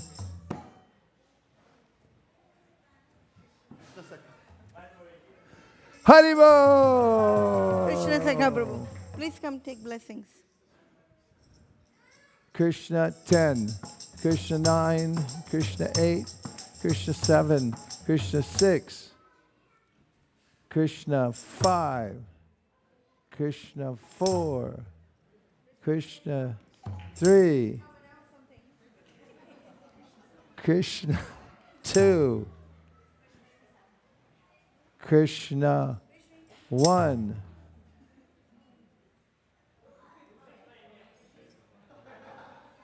How many sets? Ashok. Hello, Maharaj. Ashok, what did he do? He wants 2 sets to India. Haribo! Haribo! Way to go, Ashok. Krishna 10, Krishna 9. This is Shamarupa Prabhu. He wants to sponsor 1 set for his father for USA. Haribo! Way to go, Shamarupa Prabhu. Krishna is saying, hello Maharaj, 5 sets. Who said? Haribo! Krishna 10, Krishna 9, Krishna 8, Krishna 7, Krishna 6, Krishna 5. Aradhya would like to sponsor 1 set for USA. Haribo! Aradhya. Way to go, Aradhya. Krishna 10, Krishna 9, Krishna 8. Tapomai Prabhu would like to sponsor 2 sets for USA. Haribo! Krishna 10, Krishna 9, Krishna 8, Krishna 7, Krishna 6, Krishna 5, Krishna 4, Krishna 3, Krishna 2, Krishna 1. 1 more for South America. Haribo!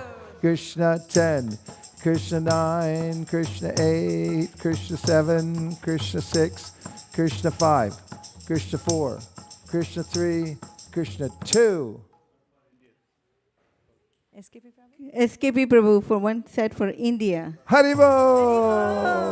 Krishna 10, Krishna 9, Krishna 8, Krishna 7, Krishna 6, Krishna 5, Krishna 4, Krishna 3, Krishna 2, Krishna 1. Krishna point 5. Haribo! Krishna 10, Krishna 9, Krishna 8, Krishna 7, Krishna 6, Krishna 5, Krishna 4, Krishna 3, Krishna 2, Krishna 1.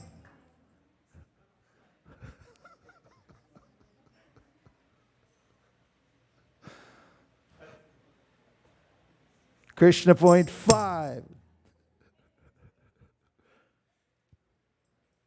Krishna point 125. Yes.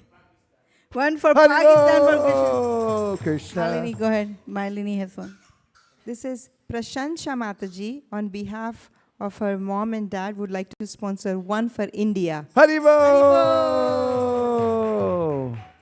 Krishna 10, Krishna 9, Krishna 8, Krishna 7, Krishna 6, Krishna 5, Krishna 4, Krishna 3, Krishna 2, Krishna 1. Okay, this is Hari Sankirtan Prabhu. Hari Sankirtan. It was his birthday yesterday. Birthday for Hari Sankirtan. Ki Jai. And he would like to sponsor 10 sets for India. Haribo! Hari Sankirtan Ki Jai. Krishna 10, Krishna 9, Krishna 8, Krishna 7, Krishna 6, Krishna 5, Krishna 4, Krishna 3, Krishna 2, Krishna 1. Krishna point 5. Krishna point 125. This is the last chance, by the way. I need a mathematician.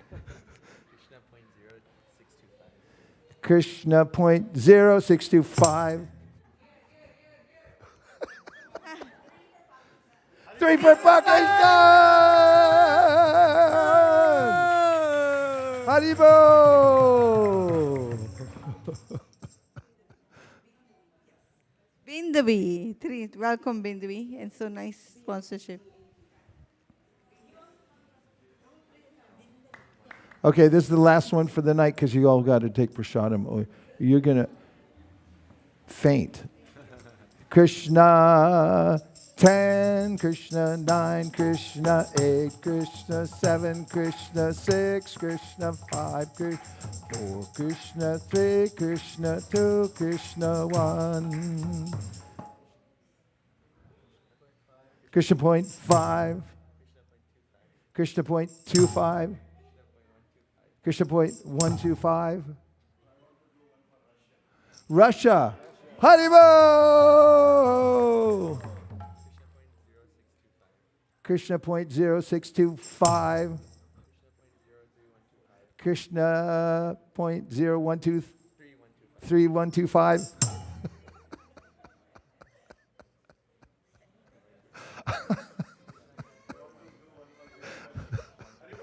Haribo! Please come, Prabhu. We're down in the fractions. Yes.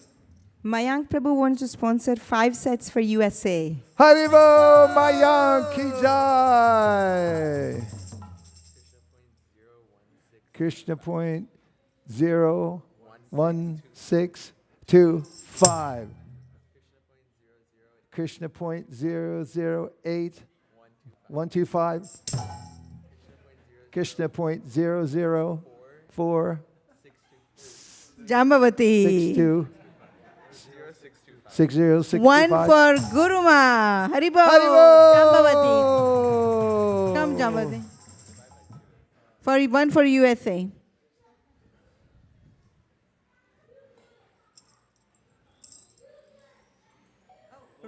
Sridhar Prabhu, please come forward. How many? Whoa! Hare Krishna! Okay, so can we get the tally of what Vaisesika Prabhu has done? Let's put the reality out here. Hare Krishna.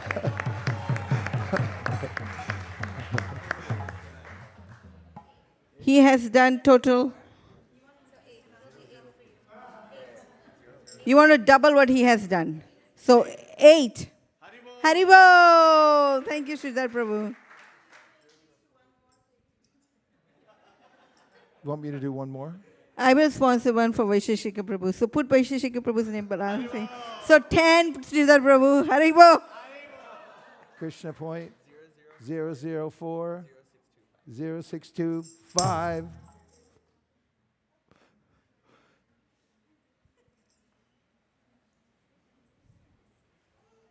Nitai Gaura Hari Bol, Hari Bol, Hari Bol, Nitai Gaura Hari Bol.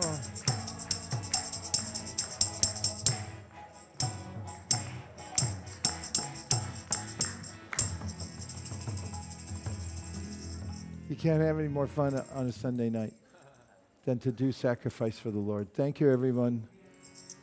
Shari dat vijaja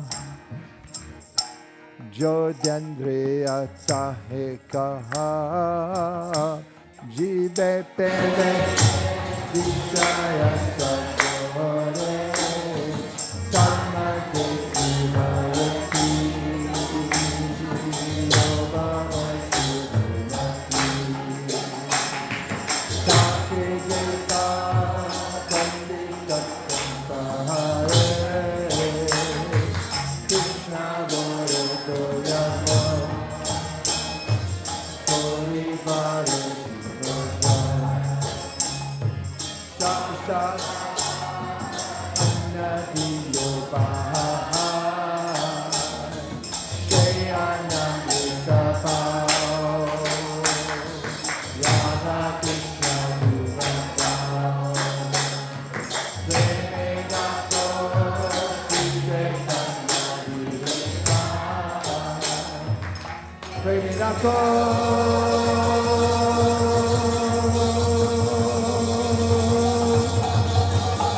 Shri Chaitanya Nitai Makade Govinde Namadani Vaisesika Sampakunya Matambhaya Nitane Navajayate Dekata Nikana Mavidasyo Vajayate Satsangate Tatsangate Bhagyavate Swaya Purpita Nanda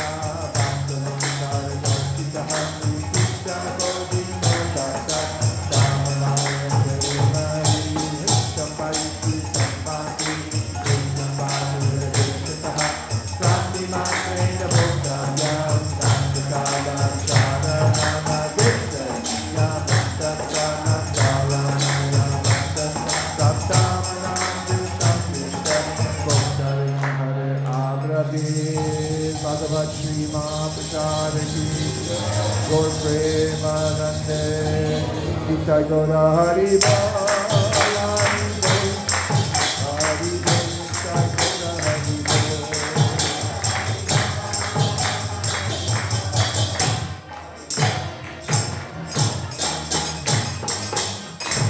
Please come take prasadam. We have announcements and we'll do a rapid round so everybody can get to prasadam. Thank you everyone for coming. I know a lot of us have left, but firstly we'd like to thank His Grace Vaisesika Prabhu for giving today's class. And we thank him and Aradhya for leading the Gaurati and the Nishangadeva prayers. We have 3 sponsors for today, and I don't see most of them in the temple room, so I can hand out the gifts later, but let's still acknowledge them. So first let's start with Sridhar Prabhu, who's sponsoring on the occasion of his birthday, and he's seeking blessings for his parents for their better health.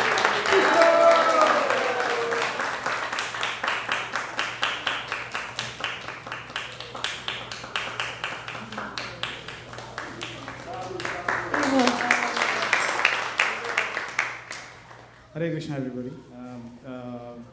5th of September was my birthday, so thanks a lot. Yeah, that was fun. Just ask everybody to pray for my parents' health. Yeah, that's all. May all good fortune come to your parents from Lord Krishna. May all bounty be in their life and pure love for God in their heart. Hare Krishna.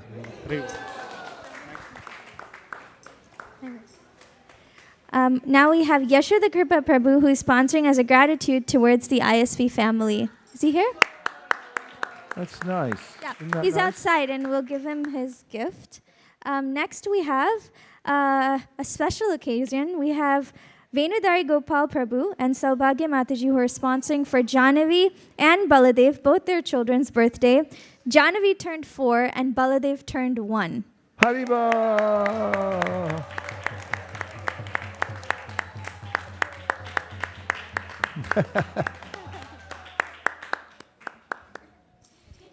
Hi, Krishna. Thank you very much for your blessings throughout our stay here.